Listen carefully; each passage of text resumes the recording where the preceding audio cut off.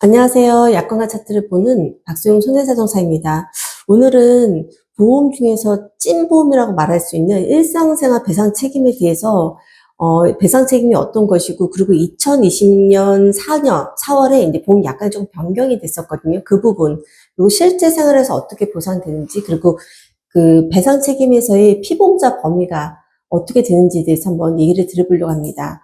일단 이제 일상생활 배상 책임이란 거는 일상생활 중에, 그러니까 우리가 보통 정의인 생활 중에 본인이란지 가족일상 배상 책임은 가족이란지 이 사람들의 고의가 아닌 부주의로 다른 사람을 다치겠다든지 아니면 어떤 물건을 파손시켰다든지, 그러면 그 피해에 대해서 보상을 해줘야 되잖아요. 그거를 나를 대신해서 보상해주는 보험, 아주 찐보험이라고 얘기할 수 있는데요. 보험료는 예전에는 이제 몇백 원이었는데 지금 몇천 원까지 올라갔더라고요.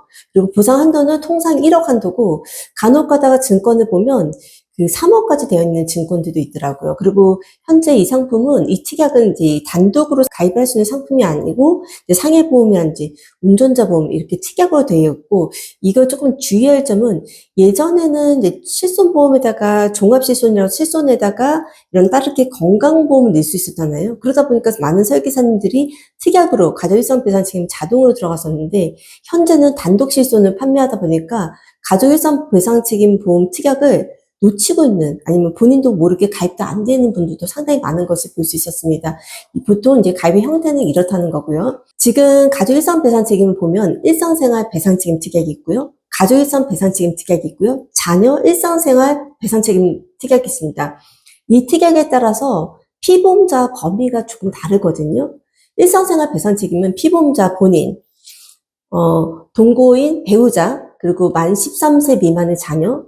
가족 일상 배상 책임은 피보험자 본인, 자녀, 배우자, 동거 중인 친인척, 혈촌, 혈족, 사촌, 인척, 그리고 별거 중인 미혼 자녀까지 이제 보상이 되고요.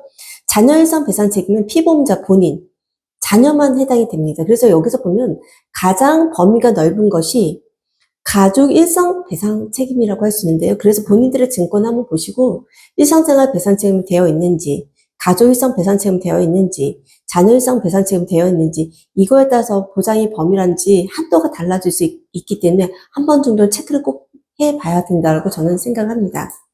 가족 일상 배상 책임 보험이 보면 그런 피보험자 범위가 가장 넓게 지금 현재 되어 있잖아요. 그럼 가족 일상 배상 책임 보험 피보험자 어디까지 보상이 될까요?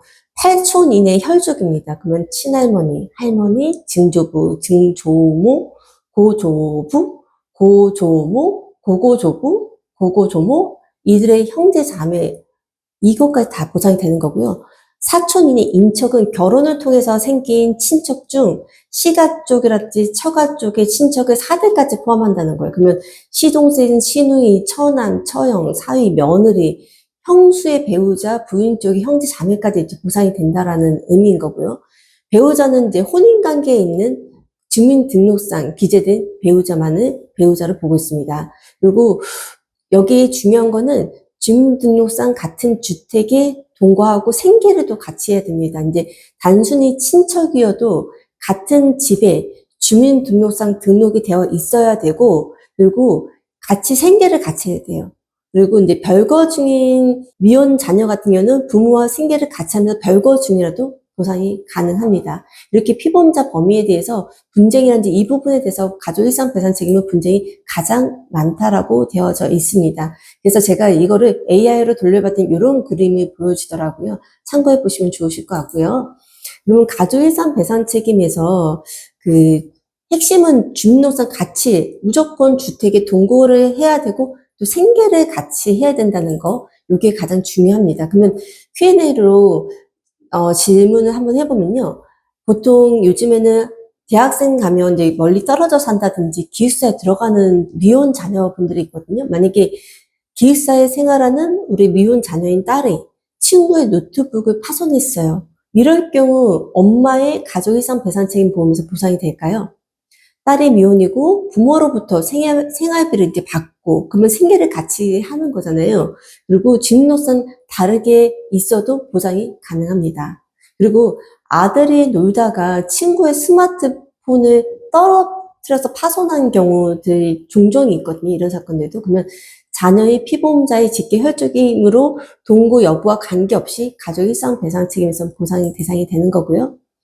만약에 이제 시어머님 댁에 놀러를 갔어요. 근데 시어머님과 우리는 생계를 또 달리하는 거예요. 놀러를 갔다가 우리 아이가 어머님 댁에 큰 TV 있잖아요. 굉장히 비싼 TV에 애정을 깨트린 겁니다. 이럴 경우 보상이 될까요? 예. 결론부터 말씀드리면 보상이 가능합니다. 왜냐면 그 시어머님 같은 경우는 생계를 달리 하잖아요. 세대가 달리 되어 있고 중력상도 달리 그리고 생계를 달리.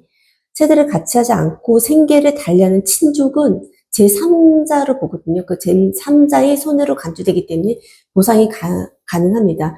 이거와 관계된 최근 판례를 보니까 할머님이 그네에 앉아 있었고 손녀가 뛰어와서 할머니가 넘어지는 바람에 할머니가 하반신이 됐던 사건이 있었는데 이 경우도 가족일상 배상 책임, 딸의 가족일상 배상 책임에서 보상이 된다라는 판결을 받았습니다. 그 대신 이제 할머니의 과실은 사무로 잡고 딸의 그 가족일상 배상 책임을 70%로 책임 제한을 뒀던 거고요. 왜냐면 딸 같은 경우는 아이를 관리 감독해야 되고 봐야 되잖아요. 이거를 주의하지 못했다. 그 핸드폰을 봤다. 이런 걸로 해서 70% 잡았고, 그리고 할머니도 본인도 좀 주의했었는데 주의하지 않았다 해서 30% 과실을 잡았던 사건이었습니다. 이것도 어머님하고 딸이지만 실제로는 생계를 달리하고 주소도 달랐기 때문에 제3자를 봤기 때문에 보상이 가능하다라고 판단했던 판례였습니다. 그리고 이제 지금 이제 주택 누수 사건이 가족일상 배상 책임에서 굉장히 또 핫 이슈로 나오잖아요. 그러다 보니까 이게 이제 보상이 된다, 안 된다. 그리고 요즘에는 뭐 나는 다른 집에 전세를 살지만 내가 내 집에 또 전세를 주는 경우, 이런 경우들도 또 있잖아요. 여러 가지 문제 때문에. 그러면 이건 또 어떻게 보상이 될까? 이 2020년 4월로 해서 이제 그 가족일상 배상 책임이 보험이 개정이 됐는데요. 2020년 3월 31일까지는 피해 보험자가 거주하는 주택에 대해서만 보상 처리가 됐었습니다. 그리고 이제 보험증권에 기재된 주소여야 되겠죠. 하지만 2020년 4월 1일 이후부터는 피해 보험자의 주택, 내가 소유하는 주택인데 내가 누구한테 임대를 줬어요.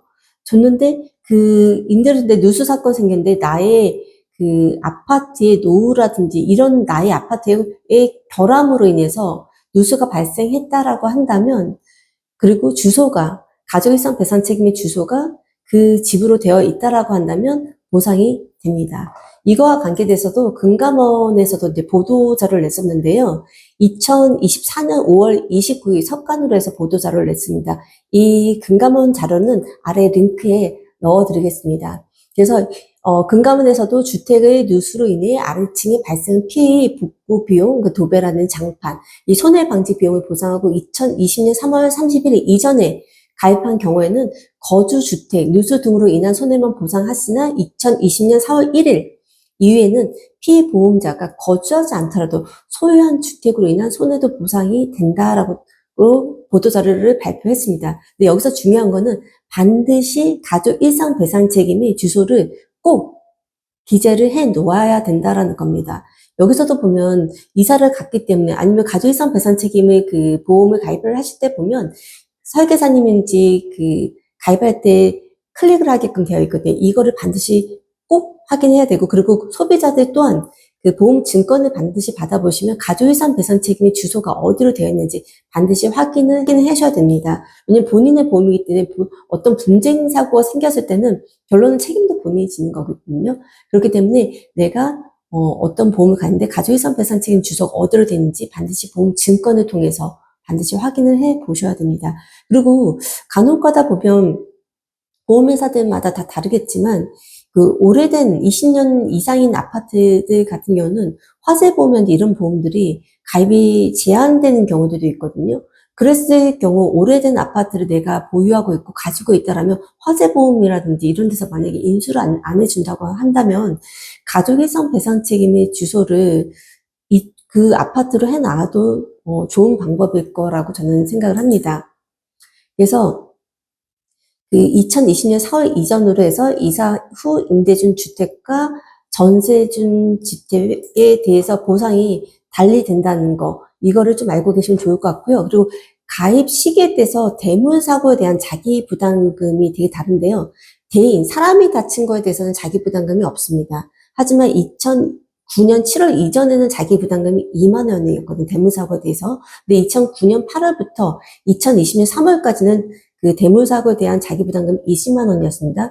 근데 2020년 4월부터는 대물사고에 대해서는 20만 원, 누수사고에 대해서는 50만 원까지 그 자기부담금이 늘어났습니다. 이 또한 만약에 가족해상 배상 책임이 가족별로 각각 4인 가족이면 각각 만약에 가입이 돼 있고 실제로 어떤 누수사고가 발생했다. 근데 그 주소에 4명 모두가 그 주소로 되어 있다라면 자기부담금도 없어지는 이 마법이 있습니다. 그래서 요거는 나중에 한번 그 자기부담금 계산 공식에 따라서 계산을 한번 해봐 드리겠습니다. 하지만 가족이상 배상 책임이 만능인 보험 같지만 직무란 내가 일하다가 다치는 경우 그리고 전동 킥보드라든지 차량 운전 중에 사고, 고의 사고, 피보험자 본인이 입은 손해에 대해서는 보상하지 않는다. 그래서 간혹 가다가 그 음식점 사장님들이 뭐 화재보험이라든지 이런 보험들 가입 안 해놓으시고 업무를 하시는 경우들이 있으시더라고요. 근데 본인의 가족 일상 배상 책임에서 보상이 된다라고도 생각하시는 사업주분들이 계시더라고요. 이 가게가 작다고 하더라도 사고가 나면 또 눈길 사고인지 문턱 사고 같은 경우는 정말 크게 다치면 또 손해액도 굉장히 커질 수 있고 그게 1년치 내가 돈 번 거를 다 거기다 쏟아볼 수 있거든요. 그런 건 영업배상 책임으로 보상이 되기 때문에 따로 또 보험을 들어놓으셔야 되는 겁니다. 네, 오늘 가족일상 배상 책임에 대해서 전반적으로 피보험자 범위라든지 2020년 4월 이후에 변화된 거에 대해서 한번 말씀을 드려봤는데 도움이 되셨을까요? 도움이 되셨다면 구독, 좋아요 부탁드리고요. 지금까지 박수영 손해상담사였습니다. 감사합니다.